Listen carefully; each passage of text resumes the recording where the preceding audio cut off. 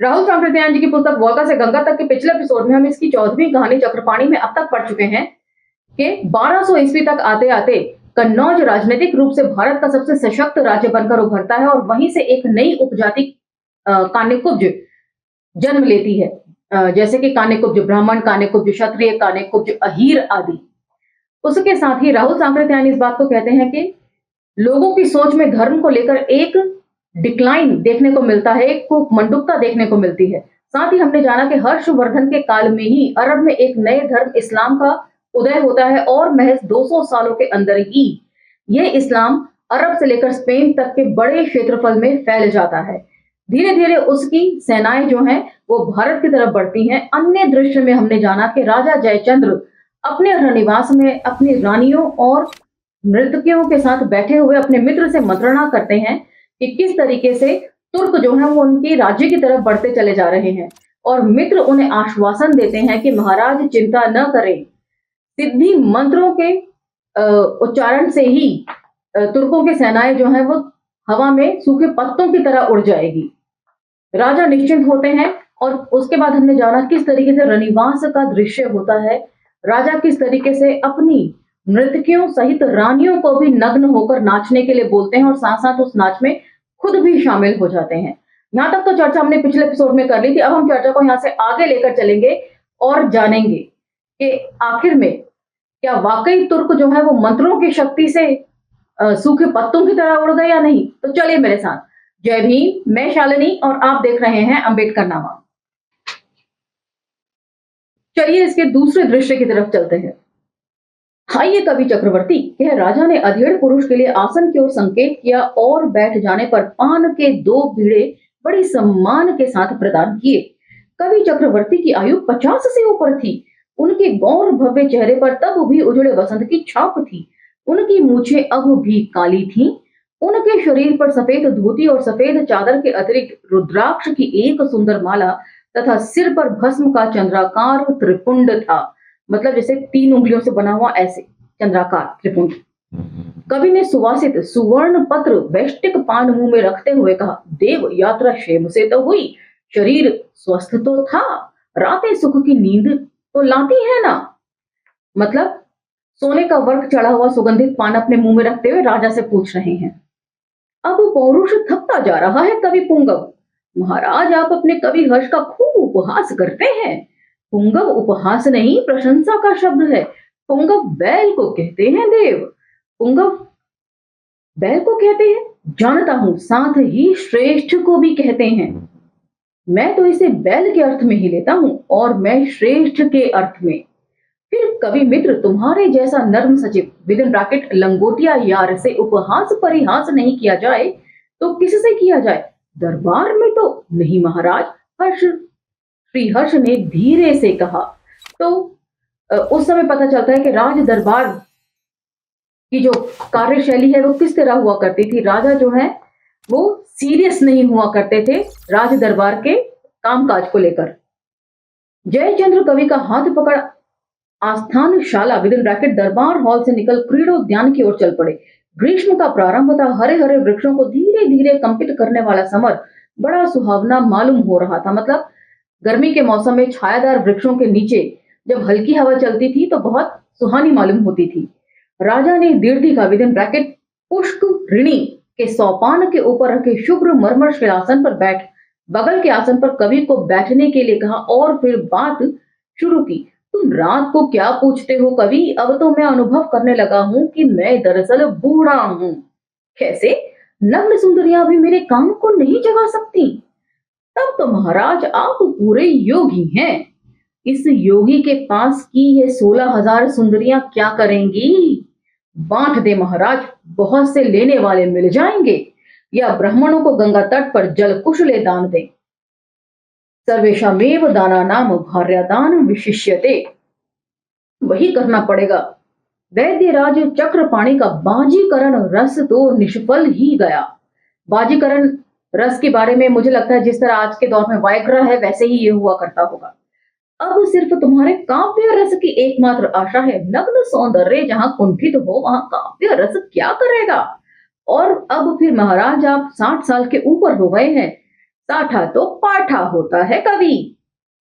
तो यहाँ पर इससे ये भी पता चलता है कि ब्राह्मणों के लिखे काव्य कितने घोर श्रृंगारी हुआ करते थे। उस समय जो है वो इलेक्ट्रॉनिक मीडिया का जमाना नहीं था।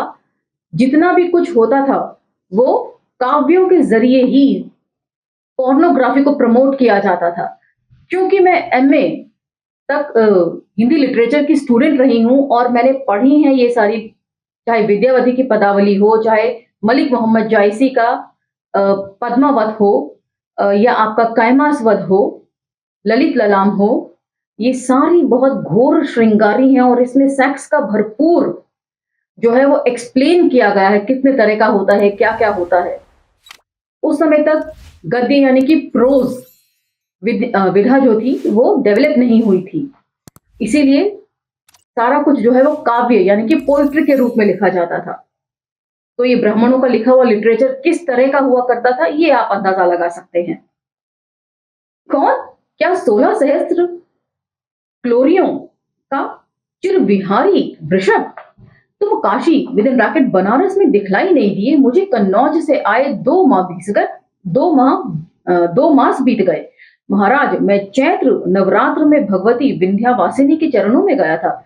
मेरी नाव विंध्यावासिनी के धाम से ही गुजरी, जानता तो बुला लेता, या वहीं उतरकर कुमारी पूजा में व्यस्त हो जाते। तो कभी कुमारी पूजा के लिए ही तो तुम वहां नहीं गए थे? नहीं, भगवती के उपासक शाक्त हैं महाराज। अब इससे आगे का वर्णन जरा ध्यान से सुनिएगा, क्योंकि जाति का विनाश में डॉक्टर अंबेडकर ने भी ये सारी बातें मेंशन करी हैं।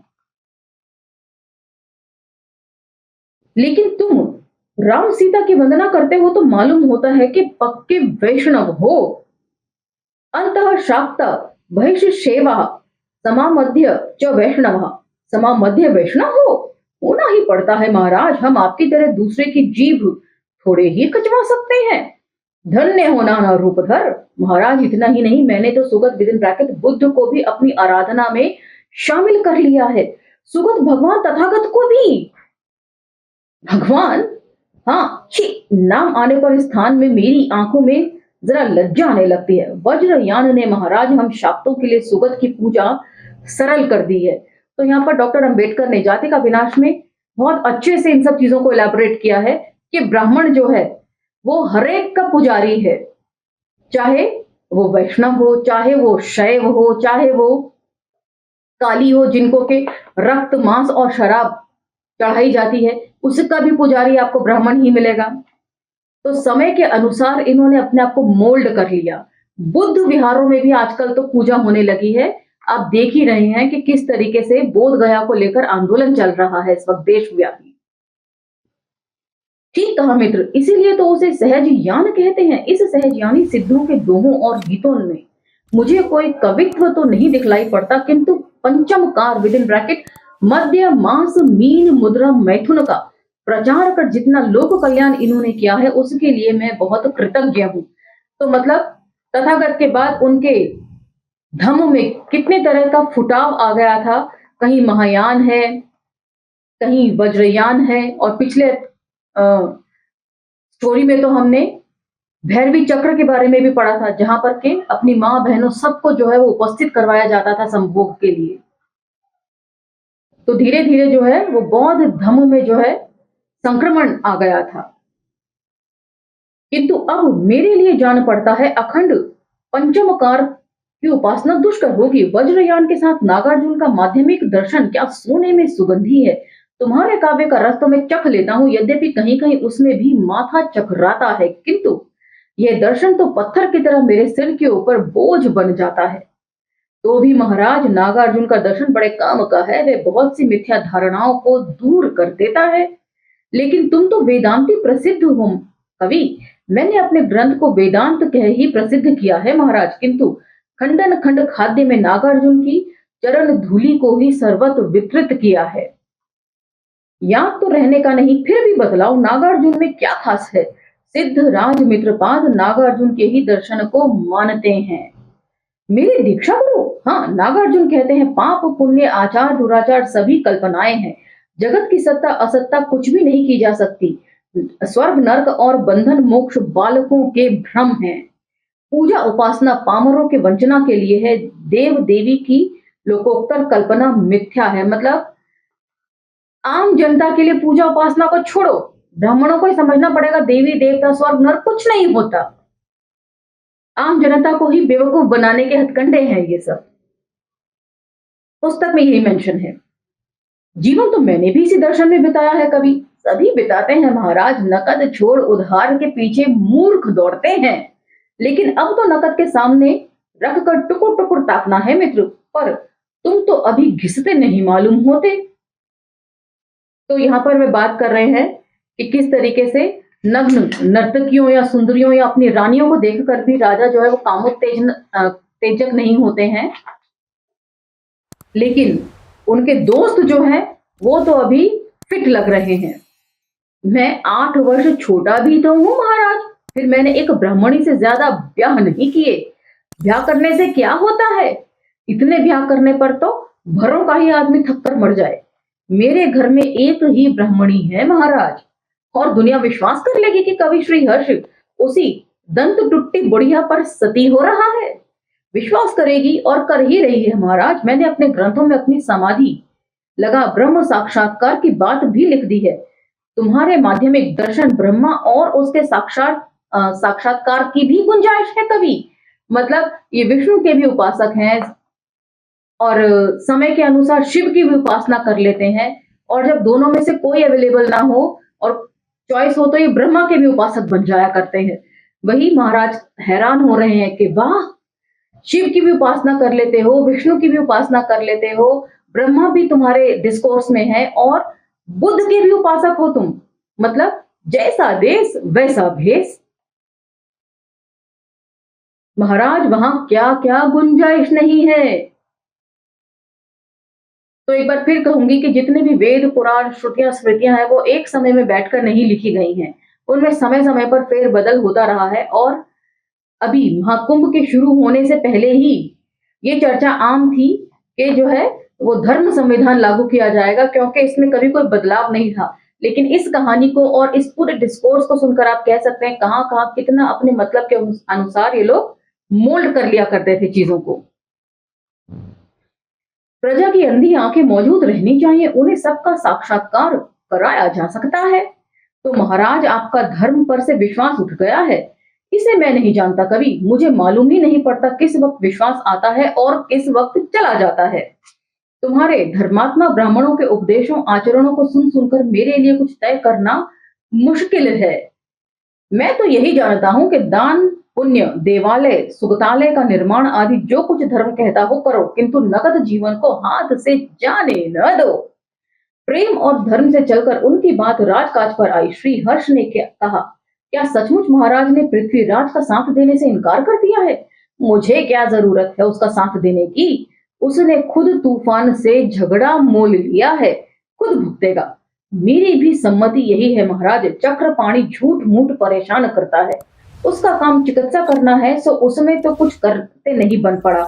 3 बार बाजीकरण चिकित्सा की किंतु सब निष्फल, और अब चला राजकाज में सलाह देने। अब इस के आगे सुनिए। नहीं महाराज, वे मूर्ख है, व्यर्थ ही युवराज ने उसे सर पर चढ़ा रखा है। तीसरे दृश्य में युवराज और कवि चक्रपाणी किस तरह से बात कर रहे हैं महाराज को लेकर। ठीक कहा वैद्यराज, श्रीहर्ष गहडवारों की जड़ में घुन बनकर लगा है। इसने पिताजी को कामुक और अंधा बना रखा है। कुमार में 20 वर्ष कान्य कुब्जेश्वर का राज वैद्य हूं। मेरी औषधियों का कुछ गुण है, गुण सारी दुनिया जानती है वैद्यराज। किंतु महाराज बाजीकरण के संबंध में नाराज हैं। अति कामुक पुरुषों की तरुणाई को कितनी देर तक बढ़ाया जा सकता है कुमार? इसलिए आहार विहार में संयम करने के लिए लिखा गया है। मैं तो कहता हूं मुझे मल्लग्राम विद इन ब्रैकेट मलाव में बैठ जाने दीजिए, लेकिन उसको भी वे नहीं मानते। किंतु पिता के दोषों के कारण हमें न छोड़ जाइएगा वैद्यराज। घेडवारों को अब बस आप ही से आशा है। तो पिछले एपिसोड में हमने जाना था कई तरह के मजबूत राजवंश हुए वहां पर कन्नौज में, जिसमें मौखरी, बैस, प्रतिहार, घेडवार भी एक था। और कहानी में जिस महाराज की चर्चा हो रही है उनका वंश जो है वो घेडवार वंश है। मुझसे नहीं कुमार, हरिश्चंद्र से। किंतु अच्छा हुआ होता यदि गहटवार वंश में जयचंद्र की जगह हरिश्चंद्र होते। चंद्रदेव के सिंहासन को हरिश्चंद्र की जरूरत थी, या श्री हर्ष की जगह वैद्यराज चक्रपाणी जयचंद्र के नर्म सचिव होते। किंतु वैद्यराज, आपको गहटवार सूर्य के अस्त होते समय तक हमारे साथ रहना चाहिए। अस्त के साथ अस्त होने के लिए भी मैं तैयार हूं कुमार, पर गहटवारों का सूर्यास्त नहीं होगा, बल्कि हिंदुओं का सूर्यास्त होगा। मतलब यदि गहटवार जैसा मजबूत राजवंश डिक्लाइन पर जाता है तो ये हिंदुओं का डिक्लाइन होगा। बिल्कुल ये उसी तरीके से है जैसे कि पेशवाओं के डिक्लाइन के साथ ही सावरकर ने हिंदुत्व में हिंदुओं के डिक्लाइन या ब्राह्मणों के डिक्लाइन को माना है, ब्राह्मण वंशावली का डिक्लाइन माना है पेशवाई को।